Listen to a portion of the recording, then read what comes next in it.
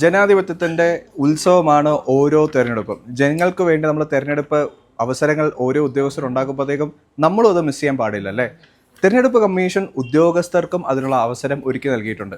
ഉദ്യോഗസ്ഥർ എന്ന് പറയുമ്പോൾ രണ്ട് രീതിയിൽ, ഒന്ന് പോളിംഗ് ഒഫീഷ്യൽസ്, ഒപ്പം ഇലക്ഷൻ ഒഫീഷ്യൽസ് തന്നെയായിരിക്കും, അവർക്ക് പോളിംഗ് ഡ്യൂട്ടി ഉണ്ടായിരിക്കത്തില്ല. ഇതാ ഞങ്ങളെപ്പോലുള്ളവർക്ക്. അപ്പോൾ നമുക്ക് എല്ലാവർക്കും വോട്ട് ചെയ്യേണ്ടതായിട്ടില്ലേ നമ്മൾ ഉദ്യോഗസ്ഥർക്ക്. അതിനായിട്ട് നിങ്ങൾ ഇത്രമാത്രം ചെയ്താൽ മതി.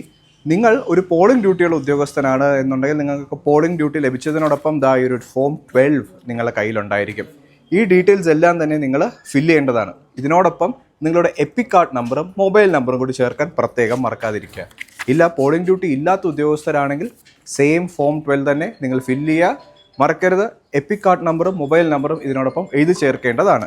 ഇതിനോടൊപ്പം തന്നെ നിങ്ങൾക്ക് ലഭിച്ചിരിക്കുന്ന ഓർഡർ, അത് ചിലപ്പം പല പല രീതിയിലുള്ള ഡ്യൂട്ടീസ് ആയിരിക്കും നിങ്ങൾക്ക് ലഭിച്ചിട്ടുണ്ടാകും. ആ ഓർഡർ ഡ്യൂട്ടിയും കൂടി നിങ്ങൾ ഇതിനോടൊപ്പം ക്ലബ് ചെയ്ത് വേണം സമർപ്പിക്കേണ്ടത്. എവിടെയല്ലേ സമർപ്പിക്കേണ്ടത്? ആ ഡൗട്ട് ഉണ്ടാവും. ഒപ്പം ഫോം 12 എവിടെ കിട്ടും എന്നല്ലേ. ഫോം 12 നിങ്ങൾക്ക് ഫ്രീ ആയിട്ട് ഡൗൺലോഡ് ചെയ്യാനായിട്ട് പറ്റും ഇലക്ഷൻ കമ്മീഷൻ്റെ സൈറ്റിൽ നിന്നും. ഇത് സബ്മിറ്റ് ചെയ്യുന്നതിനും പല രീതികളുണ്ട്.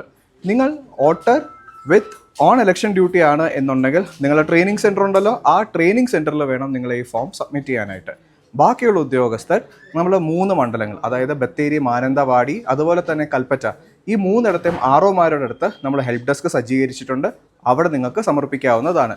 കളക്ടറേറ്റിലും സൗകര്യം ഒരുക്കിയിട്ടുണ്ട്, താലൂക്ക് ഓഫീസുകളിലും സൗകര്യം ഒരുക്കിയിട്ടുണ്ട്. ഉദ്യോഗസ്ഥരായിട്ടുള്ള നിങ്ങളെ എല്ലാവരുടെ വോട്ടും വളരെ വളരെ പ്രധാനപ്പെട്ടതാണ്.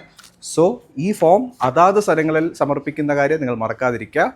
Vote on Kerala.